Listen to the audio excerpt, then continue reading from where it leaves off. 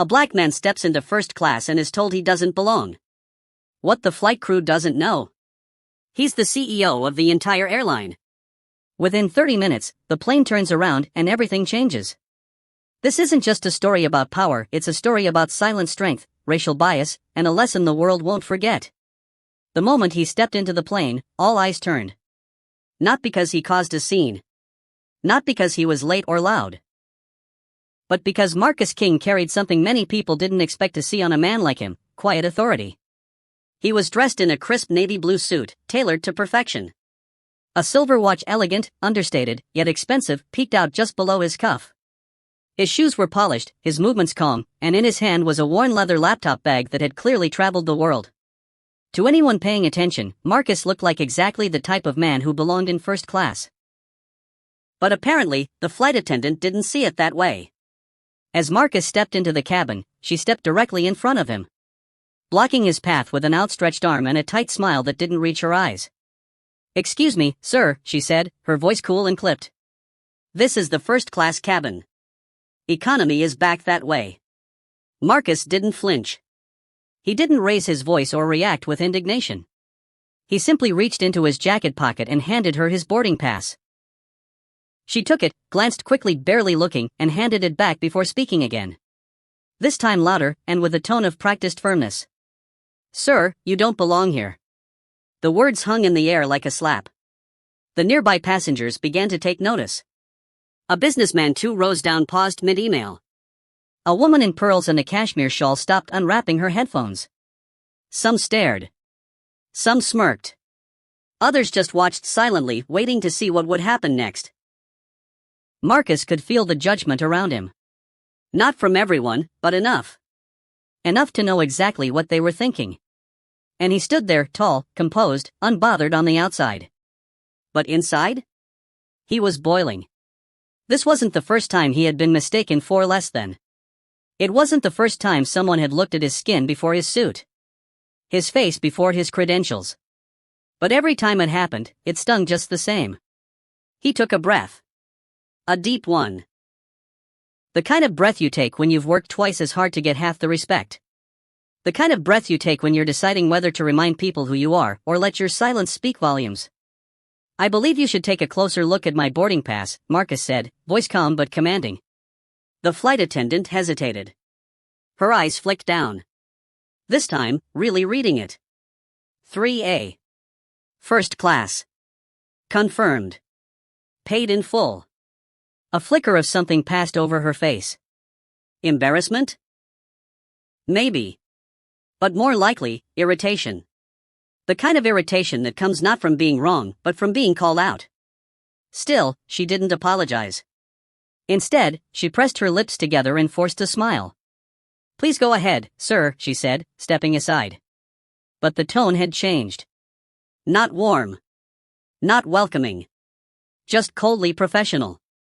Marcus took his seat in 3A, placing his bag beneath the seat in front of him and buckling his belt with slow precision. His face revealed nothing. But inside?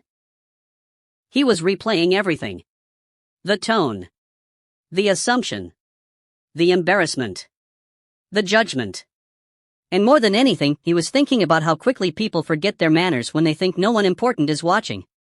The rest of the boarding process continued, but Marcus remained still, eyes forward. A man sitting next to him glanced over but didn't speak.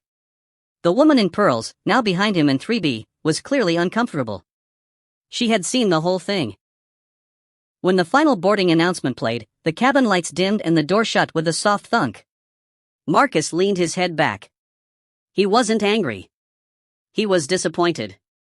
And when you're a man in his position, the CEO of the very airline he was flying on, disappointment has consequences. He wasn't just another customer. He was the man who signed the checks, approved the training manuals, and built the customer experience from the ground up. He wasn't just watching how his team performed. He was testing their culture. And in the first 10 minutes of boarding, they had already failed. Not because of a mistake, but because of a mindset. And Marcus King was about to remind them, with actions, not words, who he was, and what he stood for. "I do belong here," Marcus said, his voice steady, firm but respectful. "I paid for this seat. First class. 3A. He didn't raise his tone, didn't roll his eyes, didn't flash anger, though it brewed just beneath the surface. Years of boardrooms, corporate negotiations, and leadership had taught him how to carry himself with control. But even the most composed man has limits. The flight attendant hesitated, clearly caught off guard by his confidence. She glanced at the boarding pass again, this time actually reading it. Her face changed. Not dramatically, but enough to notice. A slight tightening around the mouth. A twitch of the eyebrows. A flush creeping up her neck. She had made a mistake. Marcus watched her closely, waiting for the moment she would do what any decent person should, apologize. But it never came. Instead, she gave a stiff nod, and without a word to him, turned on her heel and walked briskly toward the front of the cabin. She whispered something into the ear of another crew member, someone in a supervisory uniform. And that was when things took a turn for the worse. Within moments, 2 more crew members arrived, walking quickly and purposefully down the aisle toward Marcus. They didn't smile. They didn't offer greetings. And they certainly didn't lower their voices. "Sir, we're going to need you to step aside for verification," one of them said flatly, gesturing toward the galley. Passengers were now fully tuned in. Conversations stopped. Heads turned. Eyes widened. Marcus didn't move. Verification of what, exactly? He asked, his voice calm but laced with disbelief. "My ticket was already scanned at the gate. I've shown the attendant my boarding pass. Is there something else I need to prove?" One of the crew shifted uncomfortably. The other remained stoic. "It's standard procedure, sir," she said. But everyone on that plane knew it wasn't. And Marcus knew exactly what was happening. He was being profiled. Again. Despite his tailored suit, his business-class demeanor, and a first-class ticket in hand, the flight crew had decided, without evidence, that he didn't belong there. A woman across the aisle leaned toward her husband and muttered under her breath, "Typical. Trying to sneak in where he doesn't belong." Marcus heard it. So did the man beside her. Neither corrected her. That comment, just 5 words, cut deeper than anything the crew had said. Because it confirmed what Marcus already knew. It wasn't just about the seat. It was about the assumptions made the moment he walked onto that plane. Assumptions rooted in what he looked like, not who he was. A few rows down, a teenage boy looked on, his eyes bouncing between the flight crew and Marcus. His expression was confused, almost like he couldn't believe what he was seeing. And that, perhaps, was the saddest part. That this scene, this unfair treatment, might become normal for him too. Marcus stood up slowly. Not because he had to, but because he wanted to make a point. He reached into his inside jacket pocket and calmly handed over the boarding pass again. "Go ahead," he said quietly. "Verify it." The crew took it and disappeared briefly to the front of the plane. Murmurs buzzed through the cabin like a low electric current. Passengers speculated. Some pulled out their phones. Others just watched in uncomfortable silence. Marcus remained standing. Calm. Composed. But inside, his pride was being shredded piece by piece. He had worked his entire life to be seen as an equal, only to be treated like a fraud in front of a plane full of strangers. He had earned his way into that seat. Not through privilege. Not through shortcuts. But through late nights, relentless hustle, and unshakable discipline. And yet, none of that mattered in this moment. Not to the crew. Not to the woman across the aisle. Not to the eyes that stared with doubt instead of dignity. When the crew returned, the same supervisor handed the boarding pass back. "You're all set, sir. You may take your seat." No apology. No eye contact. Just those cold, clinical words. Marcus nodded once and sat down. Slowly. Deliberately. His hands rested in his lap, his jaw clenched. He looked out the window, not to see the view, but to calm himself. To stop the memory of every past encounter like this from flooding his mind. Because this wasn't new. But this time? This time it was different. Because the flight crew didn't know who he really was. And that was a mistake that would echo far beyond this cabin. What no one on that plane knew, what not even the captain knew, was that Marcus King wasn't just another well-dressed traveler with a first-class ticket. He wasn't a mid-level executive. He wasn't some celebrity flying under the radar. And he certainly wasn't someone trying to sneak into a seat he didn't pay for. Marcus King was the CEO of the global aviation company that owned the airline. Yes, the very airline these flight attendants worked for. The airline that trained them. The one whose policies they were supposed to represent with professionalism and grace. And now, they had just humiliated their boss publicly and without hesitation. But here's the part that makes it even more powerful. Marcus didn't fly with bodyguards. He didn't pre-announce his arrival. He didn't demand VIP service or flash his name to gain favor. Instead, he flew undercover. It was part of a routine he had created himself years ago after watching too many leaders lose touch with reality. Too many executives sat in glass offices, reading filtered reports, unaware of how their customers were actually treated. So Marcus vowed to do it differently. He would travel anonymously, book seats as a regular customer, and observe. Because the way a company treats people when no one's watching? That's the truth. This trip had been part of a quiet inspection tour. Marcus had visited one of the airline's international branch offices just 2 days prior, meeting with ground staff, managers, and maintenance crews. All under a different name. No press. No photo ops. No red carpet. He liked it that way. He'd taken economy flights, sat in busy terminals, stood in long lines, and watched the culture of his company unfold in real time. For years, this strategy had helped him reshape the customer experience and hold departments accountable with facts, not just metrics. But this time, things had crossed a line. Not just because he had been mistaken for someone who didn't belong in first class, but because the entire process of judgment had unfolded so easily, so confidently, and so loudly. In front of a full cabin of strangers. And the worst part? No one tried to stop it. Not one flight attendant offered a quiet word of empathy. Not one passenger spoke up to say, "Hey, give the man a chance." Not even the supervisor who came to verify his boarding pass apologized when it was confirmed. That silence? That passive acceptance? It spoke louder than the insult. As Marcus sat in C3A, staring out the oval window while the jet engines warmed up, his mind wasn't on revenge. It wasn't even on punishment. It was on responsibility. If this is how they treat me, how are they treating passengers who don't have power? That thought struck him deeply. Because the reality was, he had power. He could make a call and have policies rewritten. He could demand accountability at the highest level. He could change lives with a single email. But what about the young black man flying alone for the first time? What about the immigrant mother who doesn't speak English fluently? What about the nervous teen who just wants to feel safe on a flight? They didn't have that power. And if this was the airline's culture, then Marcus had failed in his mission to protect them. And that? That was unacceptable. He reached for his phone. Discreetly.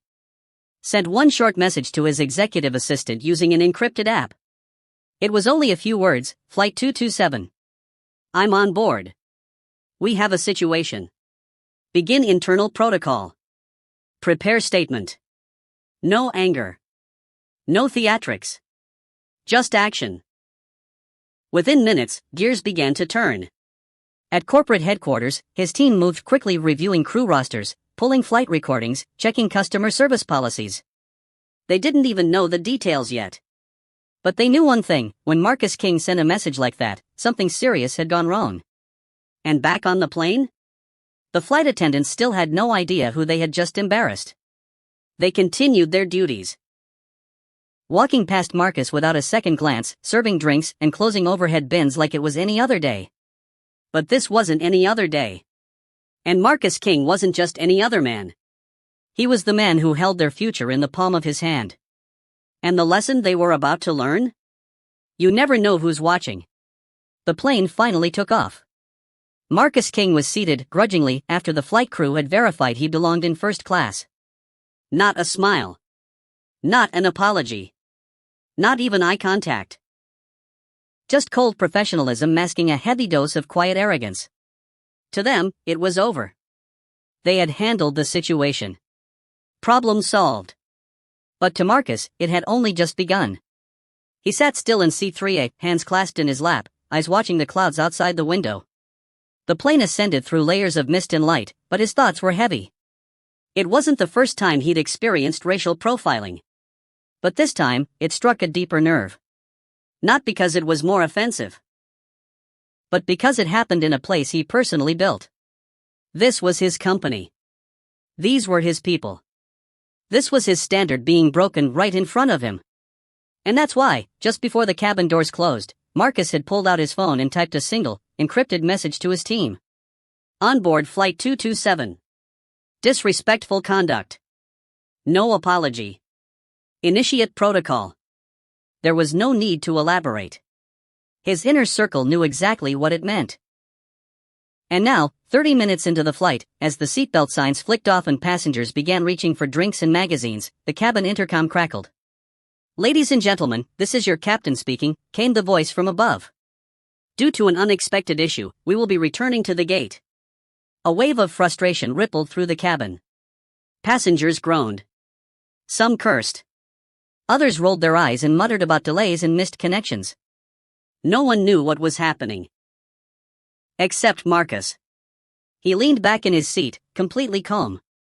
Because this wasn't a mechanical issue. This wasn't about weather. This was something far more rare, a culture check in motion. The plane touched back down at the same airport it had just left. The landing was smooth, but the tension inside the cabin had thickened. No one could figure it out. Phones buzzed. Passengers whispered theories. Maybe the engine light came on? Could be a passenger emergency. Do you think they left someone behind? No one guessed the truth. The flight crew was clearly uneasy now too. They moved through the aisles with forced smiles, clearly unsure what was going on. Even the lead attendant, who had questioned Marcus so harshly earlier, looked nervous as she whispered with another staff member near the galley. Marcus remained still, expression unreadable. But as the plane slowly taxied to the gate, the crew's confusion shifted to shock. Because standing just outside the arrival bridge were two uniformed airline security officers, and right behind them, a senior executive from headquarters. Passengers began to stir. Wait, is that security? What's going on? Marcus glanced once out the window and exhaled softly. The wheels were now fully in motion. When the cabin doors opened, the airline executive stepped on board without hesitation. She didn't stop to greet the captain. She didn't look around. She walked straight down the first-class aisle to seat 3A. "Mr. King," she said, loud enough for nearby passengers to hear, "are you all right?" Now the cabin really went silent.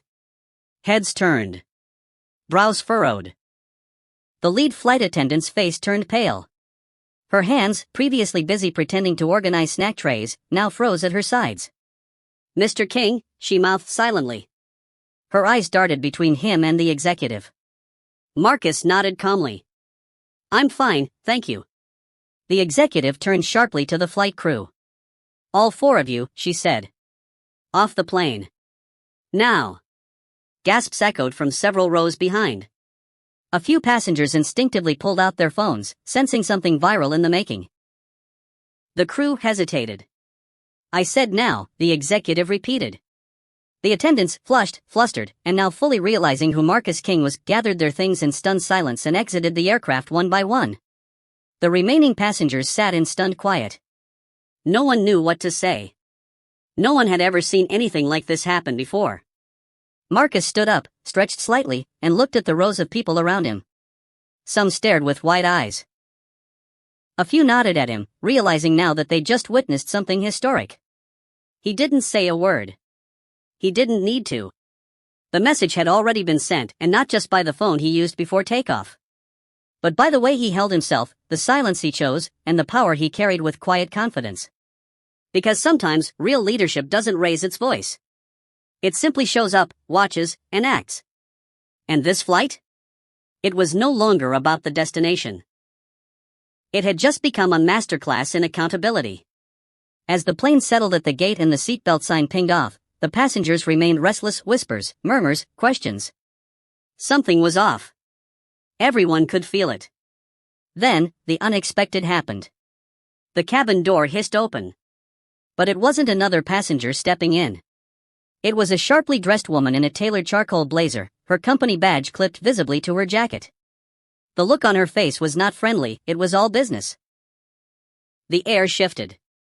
Without stopping to speak to the captain or crew, she walked directly down the aisle toward seat 3A. The passenger's eyes followed her like a spotlight, and as she reached Marcus King's seat, she stopped, looked him straight in the eye, and said in a loud, clear voice, "Mr. King, are you all right?" The words sliced through the low hum of the cabin like thunder. "Mr. King?" A wave of confusion rippled through the rows. The same flight attendants who had questioned his presence. The ones who had demanded verification. Who had looked at him with skepticism and disrespect. They were now standing frozen in disbelief. And in that instant, the curtain dropped. They realized exactly who he was. Not just a passenger. Not just a well-dressed man. But Marcus King. The CEO. The top executive of the very company that owned the airline they worked for. A hush fell over the cabin. You could hear the engines cooling beneath the floor. You could hear hearts pounding.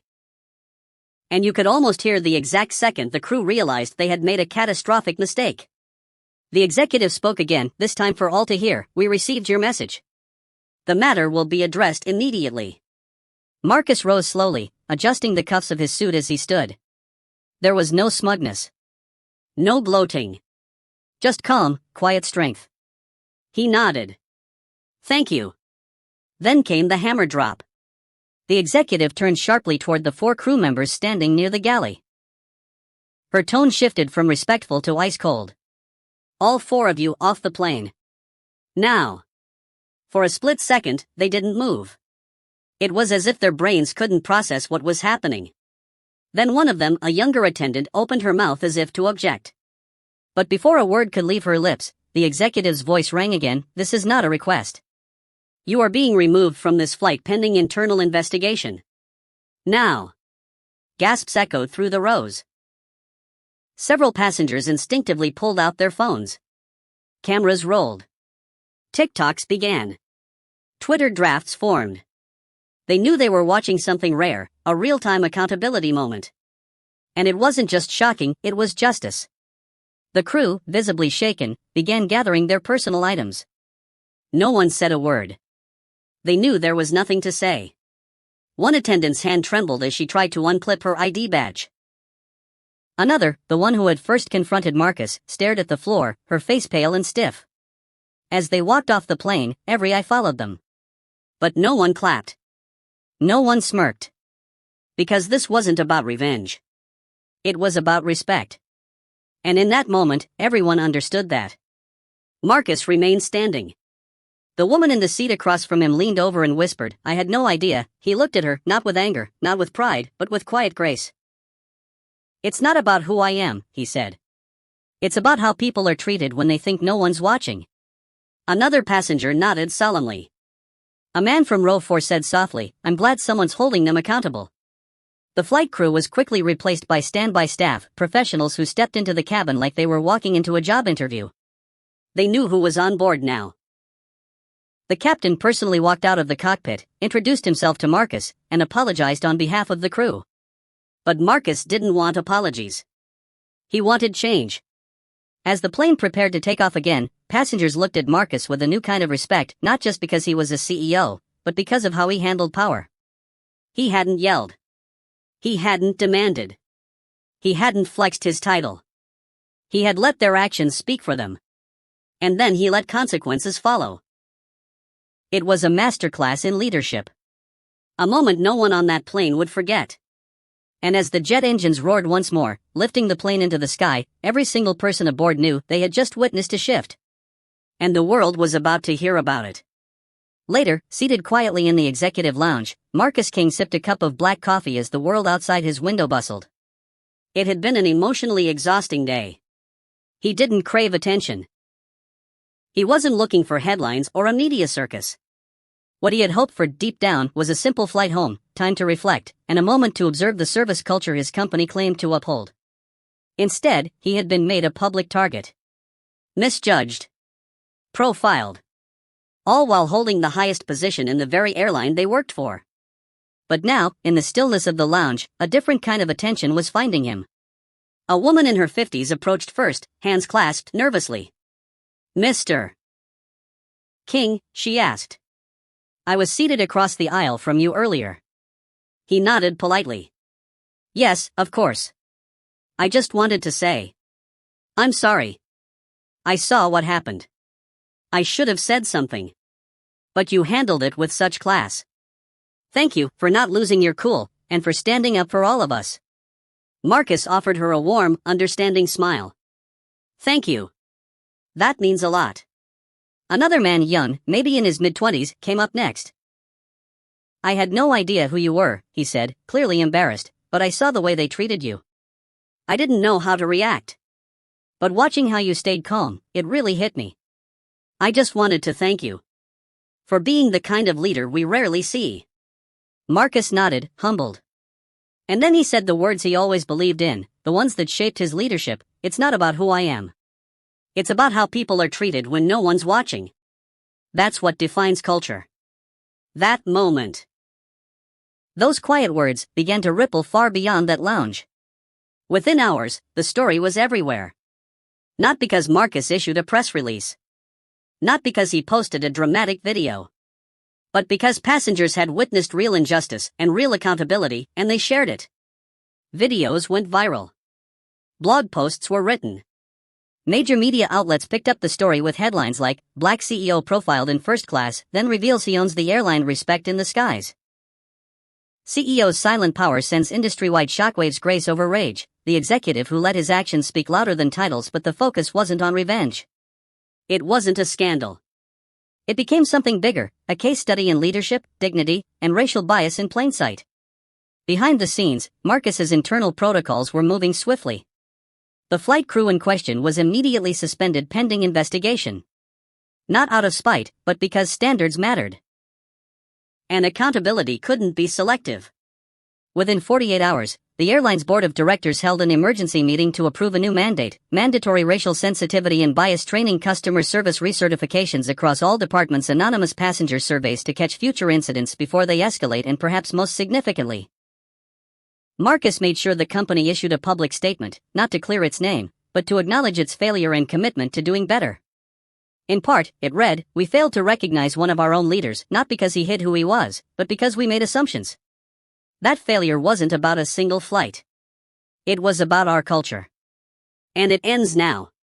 It was the kind of leadership move that echoed throughout the airline industry. Competitors took notice. Other CEOs privately reached out to Marcus to say they were implementing similar internal reviews. Change had begun. As for Marcus, he didn't bask in the attention. He didn't go on a media tour. He simply did what he always did: booked his next flight. Same airline. Same class. Same 3A seat. Only this time, everyone knew who he was. But more importantly, they knew what he stood for. He boarded the plane quietly again, just like before. But the flight attendants greeted him with genuine smiles, not suspicion. The passengers nodded with subtle admiration, not curiosity. And the atmosphere? It was different. Respect didn't come from his title now. It came from the example he had set. And as Marcus King sat in 3A, watching the runway stretch ahead, he smiled to himself, not because he had made headlines, but because he had made a difference. One seat. One flight. One choice to stay calm when it mattered most. And that was more powerful than any position on paper. If this story hit you like it hit us, smash that like button, subscribe for more powerful stories that reveal the truth behind everyday moments, and hit the bell icon so you never miss the next lesson in respect, leadership, and justice.